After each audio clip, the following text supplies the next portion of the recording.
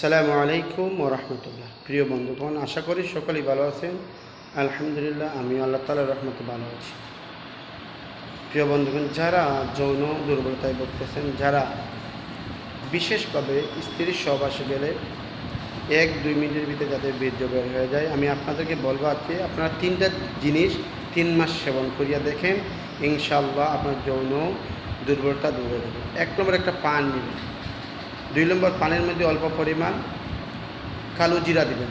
3 নম্বর 1 কোয়া রসুন দিবেন। এইভাবে আপনি সকালে একবার এবং রাতে ঘুমাইবার আগে একবার খেয়ে আপনি ঘুমিয়ে যান। ইনশাআল্লাহ আপনি 1 সপ্তাহ পর্যন্ত স্ত্রীর সাথে সহবাস করেন না।